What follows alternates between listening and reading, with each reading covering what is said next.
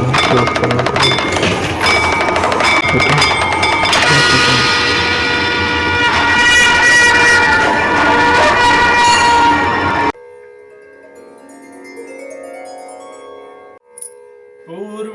उत्तरे प्रजले निधाने सदा वसन्तं गिरिजासमेतं सुरासुराराधितपादपद्मं श्रीवैजनाथं तं हितं नमामि। श्रीवैजनाथं तं हितं नमामि। नमस्कार, स्वागत है आप सभी का मेरे इस YouTube चैनल पर। आज हम अगले एपिसोड की कथा सुनने जा रहे हैं। पिछले एपिसोड में हमने सुना था शिव महापुराण की महिमा और शिव कथा, और इस अध्याय में हम सुनेंगे कि किस प्रकार ब्रह्मा और ऋषियों को श्री सूत जी ने उपदेश दिया।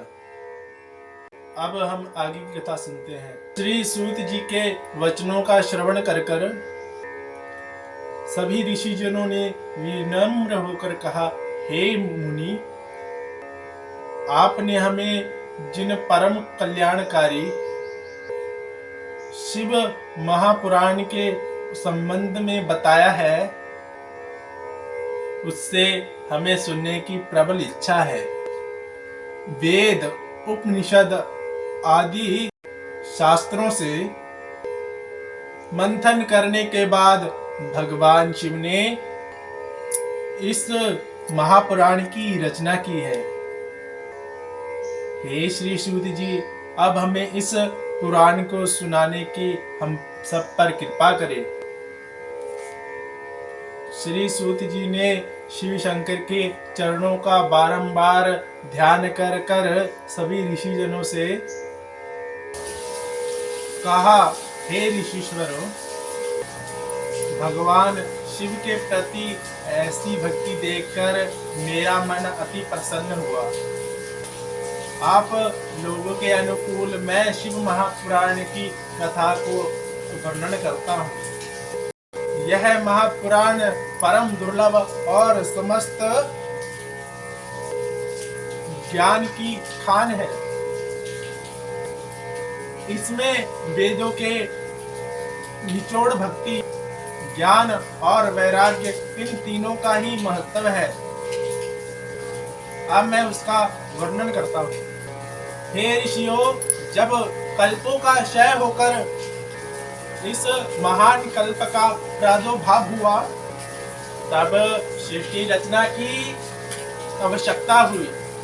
उस समय सृष्टि रचना के कार्य को आरंभ करने वाले 6 कर्मों के करने वाले परमोत्तम वंशी ऋषि मुनियों में इस बात पर मतभेद हुआ कि वह सबसे परे है अथवा नहीं। आपस में जब वह किसी भी निर्णय पर ना पहुंच सके तो लोग मिलकर इसका निपटारा कराने के लिए श्री ब्रह्मा जी के पास गए। ब्रह्मा जी सभी ऋषि मुनियों की बात ध्यान से सुनने के बाद ब्रह्मा जी ने कहा, जो स्वयं सबसे प्रथम उत्पन्न हुआ है, जिसमें मन, वाणी आदि की कोई गति नहीं है, और जिसमें ब्रह्मा, विष्णु और रुद्र, इंद्र आदि महाभूत और इंद्रियां इत्यादि युक्त सभी सृष्टि की रचना हुई है, वही सबसे परे है। और जिसे सबसे परे कहते हैं वही भगवान शिव है। भगवान शिव ही इस भक्ति से सृष्टिगत होते हैं। उनके दर्शनों को सभी देवता लालायित रहते हैं। वही तो सदैव भगवान शिव संसार के प्राण है। ऐसा है कि इसमें शिव भगवान की भक्ति से ही शिव प्रसाद की प्राप्ति होती है। हे मुनियों, जिस प्रकार बीज से वृक्ष और वृक्ष से बीज प्राप्त होता है, उसी प्रकार हे ऋषि मुनियों, आप शिव भगवान की महिमा को जानो। आप भगवान शिव को प्रसन्न करने के लिए सहस्त्रों वर्ष तक दीर्घ यज्ञ करें। इस यज्ञ के करने से आप पर भगवान शिव की कृपा होगी। आपके प्रश्नों का उत्तर तभी प्राप्त होगा। आप सभी को साध्य और साधन का अमोघ ज्ञान प्राप्त होगा। ब्रह्मा जी के ऐसे वचन सुनकर मुनियों ने कहा, हे पितामह, आप कृपया करके हमें साध्य और साधन का ज्ञान बताएं। इस श्लोक में साध्य शिव पद और साधन शिव चरणों की साधना है। शिव उपासना को साधन बनाने वाले साधक को चाहिए कि वह सर्वदा निष्प्रिय रहे। इस प्रकार शिव चरणों की उपासना करने वाला शीघ्र ही शिव भक्ति की प्राप्ति करता है। भगवान शिव प्राणियों की साधना के अनुसार ही उसे उस प्रकार का फल देते हैं। इस साधना में भगवान शिव का अपना ही निर्देश है। उनके अनुसार कानों से सुनना, मुख से कहना और मन से मनन करना, यह तीनों ही साधन क्रिया साधन है। देवादिदेव महादेव परम कीर्ति वाले हैं। वह सदैव श्रवण करने, वर्णन करने का और मनन करने का योग्य है। अतः भक्तों को चाहिए कि वह भगवान शिव जी की भक्ति में लीन होकर सदैव उनका ही कीर्तन करे, उनकी महिमा श्रवण करे और उनका मन में ध्यान करता रहे। इस श्रेष्ठ साधन द्वारा ही प्राणी अपने साध्य शिव चरणों को प्राप्त कर सकता है।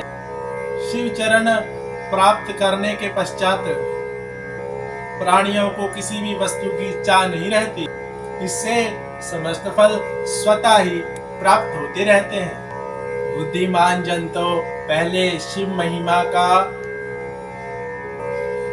गुरुमुख से ही श्रवण करते हैं, फिर श्रवण की हुई गुरुमुख से सुनी हुई शिव महिमा को स्वयं अपने मुख से अन्य लोगों को श्रवण कराते हैं। तत्पश्चात वह शिव भक्ति को हृदय में धारण कर वह शिव पद की प्राप्ति करते हैं, शिव प्रसाद को प्राप्त करते हैं। यह संभव है कि ऐसा करने में, आरंभ करने में उन्हें कुछ कलेश का अनुभव भी हो, परंतु यह नितांत बिल्कुल सत्य है कि अंत में उन्हें महान आनंद की ही प्राप्ति होती है और उनका सर्वदा कल्याण होता है। बोलिए शंकर भगवान की जय, शंकर भगवान की जय। अगली कथा अगले एपिसोड में। तब तक हमारे चैनल को सब्सक्राइब करिए और इस कथा को आगे शेयर करिए। धन्यवाद। हर हर महादेव।